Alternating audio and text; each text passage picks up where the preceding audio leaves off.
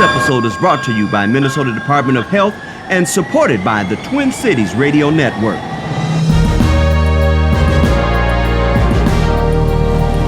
Right? And one way of doing that is, having a condom. Even if that person doesn't have a condom, have a condom.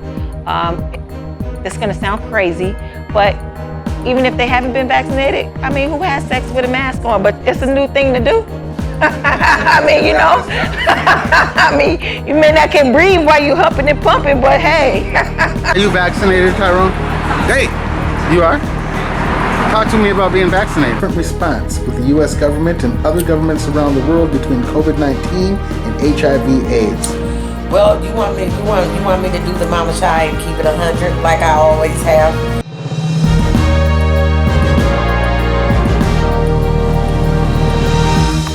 Thanks so much for joining us. You're watching LGBT, Healthcare and Me, a presentation sponsored by Minnesota Department of Health and supported by Twin Cities Radio Network. I'm Todd Michael Barnes. Our topic today, connecting during COVID. How do we create and maintain healthy, intimate relationships in what might be described as today's hookup culture? And how do we remain healthy and safe during COVID-19? During our time together, we seek to inform, empower, and become healthier along the way. And backed by popular demand is our Pink Power Panel. In just a few moments, the Pink Power Panel tackles our LGBT topics of the day.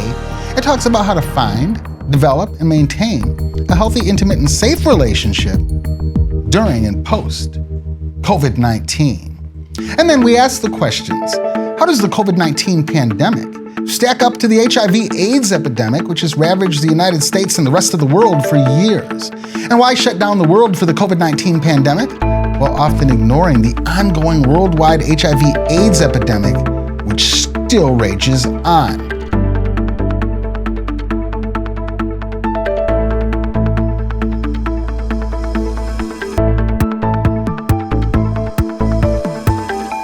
Right now, as our Pink Power Panel gets ready to enlighten us on healthy relationships versus hookup culture, let's begin with some LGBTQIA health-related headlines.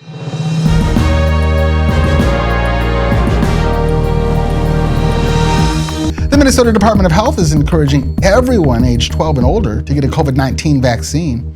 Minnesotans who get their first dose May 27th through June 30th are eligible for a reward. Some of the rewards include a Mall of America Nickelodeon Universe Pass, Minnesota fishing license, Minnesota State Parks, Minnesota Zoo admission, Northwoods Baseball League tickets, State Fair tickets, Valley Fair single day admission, or a $25 gift card. Now, we love these activities because they lend themselves tremendously to LGBTQIA family and children's activities, especially important now that the school year is coming to an end. Learn more at Roll Up Your Sleeves, Minnesota. That's hashtag Roll Up Your Sleeves, Minnesota. Now, the Minnesota Department of Health reports it's normal to have questions about getting the COVID-19 vaccine, especially from BIPOC communities who've experienced racism, abuse, and medical trauma. The Department of Health states everyone should feel safe to receive the protection of a COVID-19 vaccine. Health Department officials also report creating a safe vaccine was a top priority for vaccine makers. And tens of thousands of Black, Latino, American Indian, and Asian people participated in studies to help ensure the COVID-19 vaccine is safe and effective for all.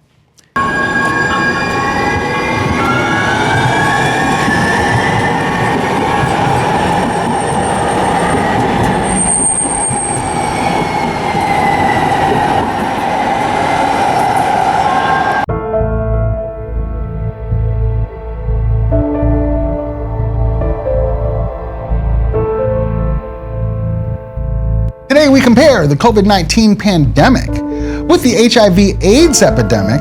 We look at how the U.S. government and governments from around the world have responded to the COVID-19 pandemic in comparison with how the U.S. and the world has responded to the continuing HIV/AIDS epidemic. Now, according to the United Nations AIDS Organization, 34.7 million people from across the world have died from AIDS-related illnesses since the start of the AIDS epidemic. Now, at the time of this reporting, 3,780,071 persons from across the world have died from COVID-19. Now again, think about these numbers side by side. Almost 35 million deaths from AIDS and 3.7 million deaths from COVID-19. And now consider this. There are 37.6 million persons from across the world living with HIV, which means if people living with HIV had their own country, out of 235 official countries counted and listed in the world, people with HIV would be the 42nd largest nation in the world, with a higher population than 193 other countries.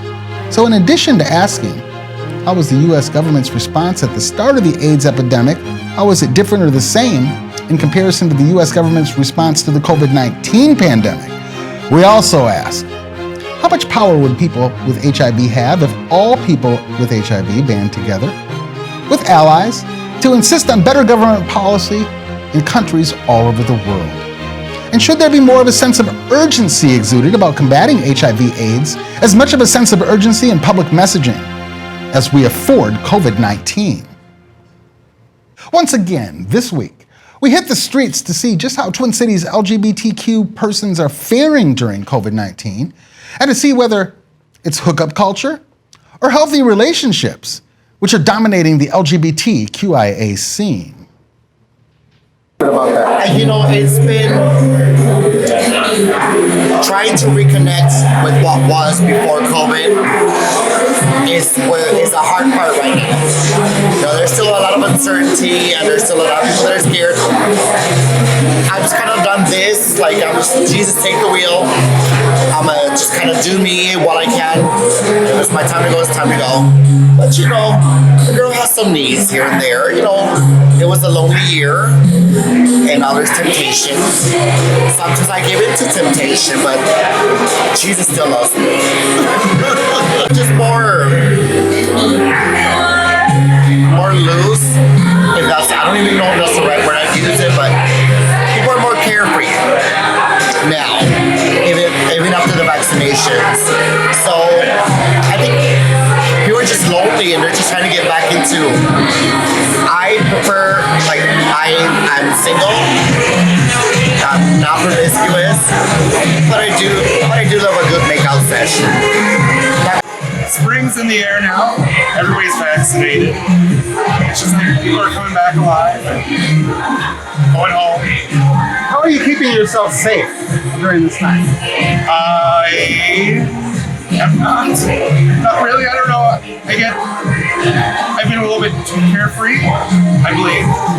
Are you vaccinated? Yes, I'm fully vaccinated. What vaccine did you get? I got the Pfizer vaccine. Okay, and how about you? Are you vaccinated? Fully vaccinated with the Pfizer. But you are Tyrone. All right. Thank you. How are you connecting with others? You say you're in a relationship, so yes. When we ask the question healthy relationship or hookup culture, you would definitely say healthy relationship. I am in one. Me and Rachel. Yeah. Talk to me about you and Rachel and how what makes you and Rachel healthy. We're cool. We cool with each other. No How so? drama. Our arguments are less. You know, if number one, if we have a big argument, it's once every 3 or 4 months. But other than that, no, we don't. How do you resolve your arguments? Me, myself, I try to, I'm not gonna cuss. I try to shut up, but it doesn't work. So I was just walking through here. I was going to shop. So I seen my buddy. So I done had to, have one. Well, 2. So other than that, as long as everybody stopped Are you vaccinated, Tyrone? Hey! You are? Talk to me about being vaccinated. It hurts. Are you glad you're vaccinated? I don't know yet. Would you recommend that other people get vaccinated? I don't know yet.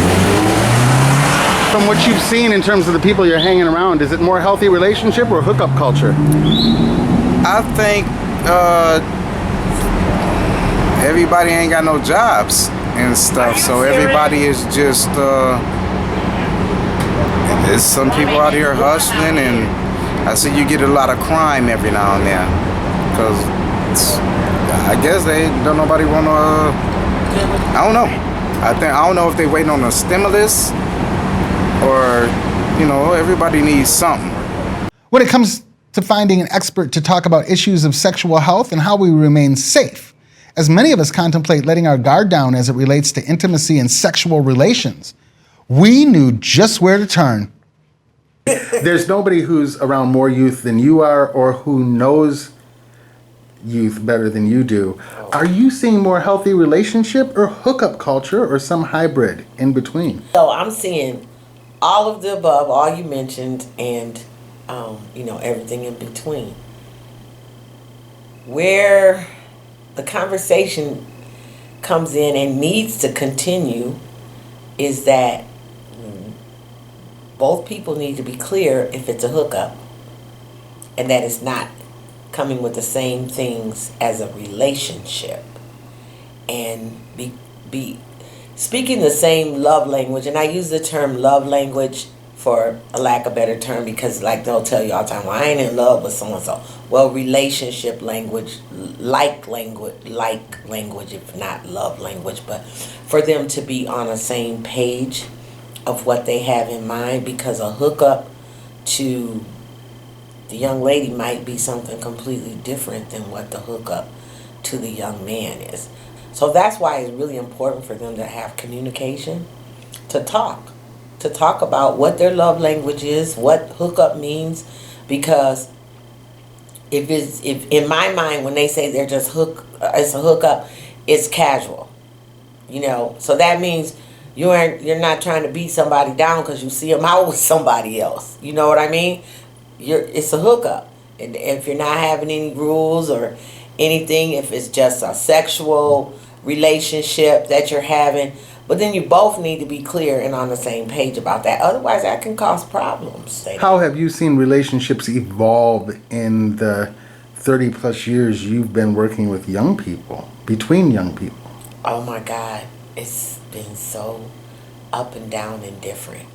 I can remember the phase where young people were going together, you know what I mean? And they would hold hands, and there was a level of affection, without it being too over the top. But, you knew that was their boo or whatever the situation was, but it was a relationship. We go together. That's my boo, or that's my man, or that's my girl, that's my woman. Whatever, they were claiming each other and in relationships. And then I seen a phase where, that's just somebody I'm effing with or whatever. It ain't nothing serious. We just hook up. So you watch that. But I also seen, and this is what can happen in terms of young people, well, all people, and emotions in relationships, is because you might start out with a hookup understanding, and then somebody, as the young people would say, catch feelings. Then all of a sudden it turned into something else for one of the participants, and not the same thing for the other one. Well, the feelings take over, the communication doesn't happen, and then a lot of times it turns ugly, or somebody ends up with a broken heart. You know what I'm saying? Or thinking that it was going to turn into something. You start in one way, and really what you really want is something else, but you're acting like you're okay with a hookup. Not cool. Young ladies, young men, put it out there what it is that you have a desire for, what you are wanting, and what your expectation of that is, so that you can be in healthy relationships, because that's what you want to have. You want to have a healthy relationship. And then a lot of times our young people haven't really seen what a healthy relationship looks like. If you're coming up in a situation and you're watching, the people that are significant in your life be in unhealthy relationships, and that's all you've seen, that's your idea of a relationship. But it's it's an unhealthy relationship. But do you know that? No, because it's the norm. And so just like really like checking in and finding out what that is. And, you know, like I tell people, read, Google the stuff. The other topic that we're exploring this week is 40 years after HIV and AIDS, and after this last year and a half of looking at the national and world response to COVID-19, I am wondering what you as a person who's dealt with HIV feels about the different response with the U.S. government and other governments around the world between COVID-19 and HIV/AIDS. Well, you want me to do the Mama Shy and keep it 100 like I always have? Okay, for one thing, I think that this government, this country, this world, in terms of HIV, thinking that its beginnings was with the homosexual community, didn't make it as urgent as COVID. And then when you looked at the African American community, that was in, the numbers were humongous and growing and growing and growing. I didn't see the urgency that I seen with COVID. Now, a pandemic, I try to be reasonable in my mind, you know, because I can get carried away sometimes and say, well, you know, this pandemic, COVID, was a different situation because people were actually like dropping dead like really fast, like we were needing storage and different things to put bodies, and that's how it was affecting the world globally. But I also, because I have been so involved in HIV and I have lost so many of my community members, and just because of what I do, I've been involved with the different states and the Center of Disease Control, and I watched what happened with HIV in the African American community and AIDS. And so it was devastating, you know, all of that was devastating to me. And so I did in the beginning compare, well, they didn't do that, how come they didn't come in? If they could come up with something this fast for COVID, why didn't they come up with something this fast for HIV and AIDS? You know, and so I kind of went back and forth with that in the beginning stages, but I just like now I have a little more understanding for the need to get this done right away with COVID. Here to provide insight and analysis on LGBTQ issues of the day and all things LGBTQIA is our Pink Power Panel. Today we welcome our panel members. Thank you for being here for another discussion this morning.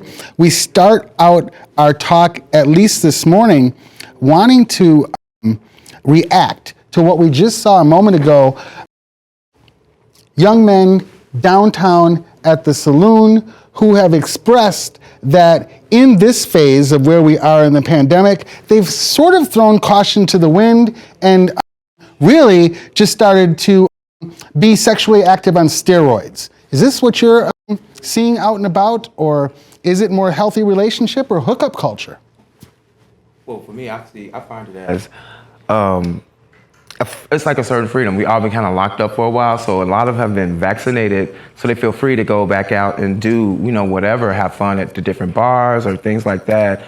I find like the vaccination has made people feel more comfortable with getting out and kind of getting back into that normal way of living in a sense. But is it healthy, even with there being HIV still out there and other STDs? No, or STIs? No. Right. So it's still time to be careful and protect yourself because, you know, there's still other things to catch. It's not just COVID-19 right now. So, but that's what I've experienced. I have seen a lot because of the vaccine. Okay. Well, we just heard from one of the people we interviewed downtown when asked, how are you keeping yourself safe? And the person said, I'm not. And so that to me seems a little alarming. Are you seeing the same things? I don't know if I'm really quite seeing the same things, but I can understand where their mindset is when they say that I'm not, because they're just being free to just be themselves, move around and live, you know. I think when they say that they're not, I think that I can't really speak for them, but when I think of being in their mindset, I believe that they're saying that I'm not worried about no rules. I'm not worried about who I'm sleeping with. I'm not worried about how I'm living. I'm not worried about what I'm doing. I'm just living in a moment. And that moment is just having fun and doing what I want to do right here, right now, at this moment. That's what I'm thinking that person is meaning. All right, so very much in the here and now, in the present moment is where people's minds are at. You both are saying because of the vaccine. Joe, Correct. what do you think? That's what I'm seeing too. Everyone wants to get out and have fun, make up for that lost time everyone's spent isolated. So how do we recommend that people stay safe during this time where it seems very tempting and people are reporting that they're throwing caution to the wind? I think one of the things we can do is, you know, just be a little bit more mindful of what we are doing. I mean, you still can live your life and be there in the moment, but just take a second and pull back and say, hey, have this person been vaccinated, right? Still use protection too. And I mean, you still can have one night stands and not be in serious committed relationships, but at least still protect yourself and protect that other person. Even if you're not protecting the other person, protect yourself, right? And one way of doing that is, you know, having a condom. Even if that person doesn't have a condom, have a condom. This is gonna sound crazy, but even if they haven't been vaccinated, I mean, who has sex with a mask on? But it's a new thing to do. I mean, you know, I mean, you may not can breathe while you humping and pumping, but hey, I mean, you're still there in the moment, right? That's one of the things I would recommend. Activity at its best on today's panel. Well, basically, I was also using harm reduction modules and finding different ways to be safe with that. Knowing like, okay, then just like what you said, you use a mask, make sure they're vaccinated, use protection, things like that. But I definitely think that taking some harm reduction type modes within this time, because there's a lot of people, there's new strands coming out. You have to be careful. All right. So the recommendation is to get creative and have a little fun with how we do harm reduction. 7 years approximately after gay marriage has been legalized, where by law, those of us who are LGBTQIA can marry one another, marry a person whom we choose. Do we see a trend more toward healthy relationships in our community, or are we really wrapped up in hookup culture? I think in the beginning of, I would say, relating this back to quarantine and coronavirus, that I've seen a lot of healthy people having relationships and getting married and things like that. But now that things have changed where people are getting back outside and vaccinated, I'm seeing the rate drop. So that's what I experienced. I don't know about anybody else. I see a little bit of both, to be honest. I think it's on both sides. I've seen people get married and get divorced in 3 months. I've seen people get married and they're still married. So I see people fall in love and, you know, they say they're in love, and, you know, you can't say what a person feels and what they don't feel. And it doesn't work, you know. I think people are not just putting in the work. They are asphyxiated with the idea of marriage. They don't really understand what work is or what marriage even really look like. At the end of the day, they just, you know, hey, they still in the honeymoon stage. To be honest, they've been with this person for 5 months, 6 months.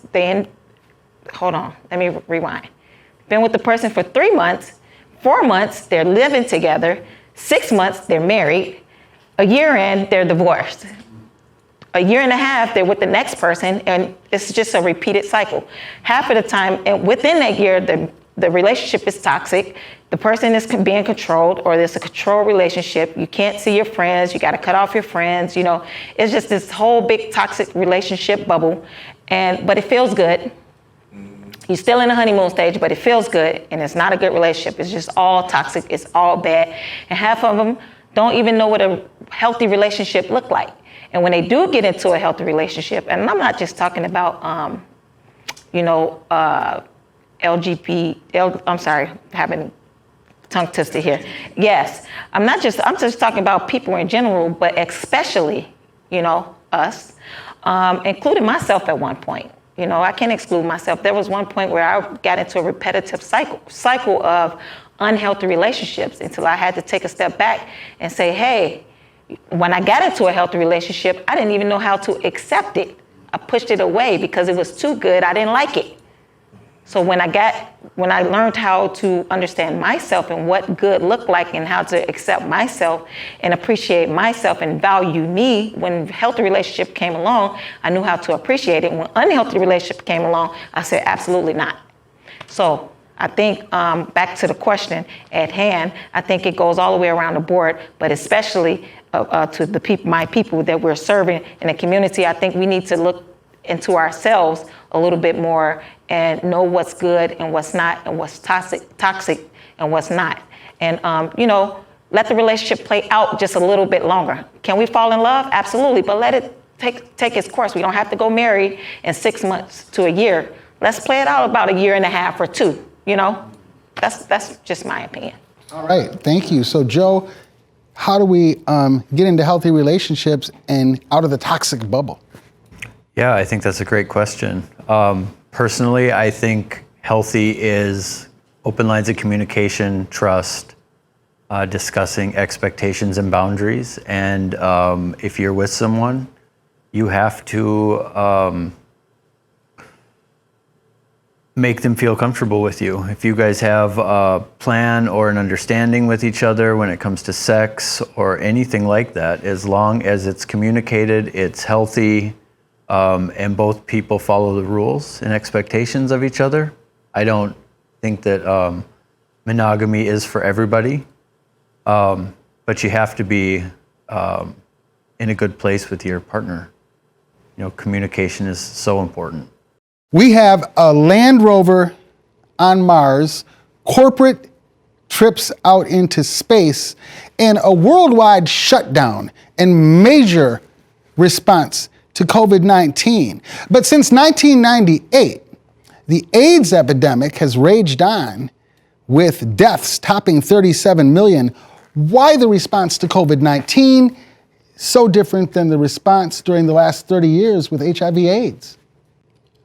I think, in my opinion of this, I think I've seen so much and read so much history about HIV and its existence, and people wondering, they thought it was like some type of cancer or something like that, and it just is weird to me that, I don't know, maybe if I'm reading this wrong or not, but it seemed like it just put it off on gay people, and they was to be sequestered, and straight people didn't have to worry about this.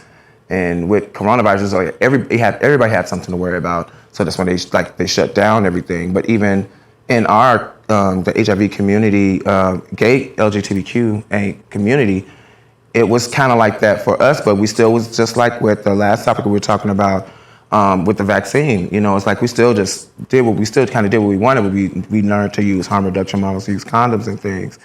I think right now the thing that is with this is like it's completely different for me in a sense, because this was like geared towards certain people. This one was geared towards everyone. And then with the HIV, we didn't know how it was transmitted. With coronavirus, we didn't know how it was transmitted. If it was in the air, if it was through touching or breathing on somebody. So it's a weird one for me. It's like, that's a question I don't know. Like, how can I create a fix for that? But Trishan, the fear that is associated with this might be understandable, I think, in terms of the touch and what Wendell was just talking about in terms of how HIV/AIDS was transmitted. I think that fear might be justified 30 years ago.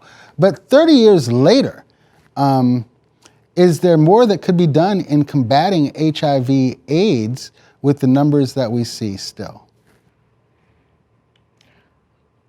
Well, when I try to wrap my head around it, I still can't, to be honest. Although we're talking about 30 years range, I get it, right? What we had 30 years ago to what we have 30 years later. But if everything is responded to the way that it is now, it still should be the same, right? But I don't think that it was. There's no think it wasn't, right? We're talking about sexual transmitted compared to we really don't know. Viral at one point, like piggyback off Wendell, what he said. However, the fact still remains, if the response was still the same and it just wasn't geared off of same sex, right? I think there could have been some type of hold on, or like some type of seriousness, or more of importance to the fact of. But I just don't think that it was really given that much thought, or that much as much as what it needed, the way that the COVID has been. Because with COVID, we shut everything down. Everything stopped moving. I mean, nothing has ever been seen like this ever before. Now, I'm not saying that HIV should have been like that, but it should have been to some extent, comparable in a sense, Exactly. But that did not happen. So this is where we're at now, right? And I still don't think there's been enough. I feel like we've come a long way, but it's still not enough. When is it ever enough? We live in a society where they pick and choose what's enough for this and that. Coronavirus, when companies started losing money, businesses started getting shut down, society started getting affected. We talking about a whole culture. We talking about a whole society. We talking about housing. We talking about everything. The world is starting to be affected now. It's not just us. We talking about people who do business with us. Oh, we need to figure something out, and we need to figure it out fast. So yes, of course, they figured something out. I mean, they pushed the vaccine in less than a year. Do you understand? So why can't we do this with cancer? Why can't we do this with HIV? You done showed us now that you can do this. So why can't we do this with all these other things that's been out here for 30 and 40 and 50 years? In my opinion, it doesn't affect straight white males. Straight white males run the world for the most part, especially here in the US. HIV has affected gay people and minorities the hardest. I know black people make up 12% of the population, and in 2018 they were 43% of the people living with HIV in the US. If HIV affected straight white males 30 years ago the way COVID-19 has affected straight white males or straight white people in power, it would be a different response. It's unfortunate that minorities and gay people as a minority were not treated with respect and kindness. We shut down for the COVID-19 because it affected everyone. It affected rich people. They weren't able to, continue to grow their wealth at the same rate, so something had to be done. 43% of people now living with HIV, African American. 50% of the new HIV cases, African American males. Kind of scary, Wendell. Yes. It's a lot to take in just thinking about it. Like just after Joe said it. 12% of the population. Right. That's a lot. That's a lot of us. That's what I'm thinking. Like, wow. And with that other COVID, it took out a lot of people too. And like you said, those people in power, like even Trump got it. And his wife. And the vice president. So it's like it did make them rush to figure it out because, it's just certain things I feel is unjust in us. I think that's why we do, kind of the stuff that we all do now, because we just want to bring awareness to these things and make people stay happy and healthy, Yes. Yeah. There are still 13,000 persons that die each year of AIDS in the U.S. That number seems astronomical given the therapeutics and given the advancements we have with treating HIV. What is that number about? I think think it comes down to poverty and disparities in the healthcare system. We don't live in a society where everyone is treated fair. Not everybody has equal access to healthcare, housing, and then stigma. Stigma plays a big role. Lack of education, lack of understanding, it just makes stigma so much worse. The more you educate people in a society about anything, especially HIV and AIDS, the less threatening it is. People are more willing to get tested. I test for HIV for a living, and I see that certain communities do not want to get tested. So, and it's all of those things. It's stigma, it's shame, it's lack of access. Today we talked about how to create and maintain healthy, intimate relationships in today's hookup culture, and how we remain healthy and safe during COVID-19. But what we really talked about, just the same as every week, what we really discussed were the issues of respect and love. Now that concludes this episode of LGBT Healthcare and Me. Thank you to the Minnesota Department of Health, Twin Cities Radio Network, Icky Entertainment, and Speak Minneapolis. And remember, LGBT Healthcare and Me can now be found on Xfinity channels 16, 17, and 75, playing on a loop, as it should. Remember, LGBTQIA persons and our allies, you are not alone. You can find us 24/7 at www.equitynewsnetwork.com. Until our next episode, and until we meet again, it's my hope we dish up some respect and lean in towards love. For all of us at ENN, Todd Barnes reporting.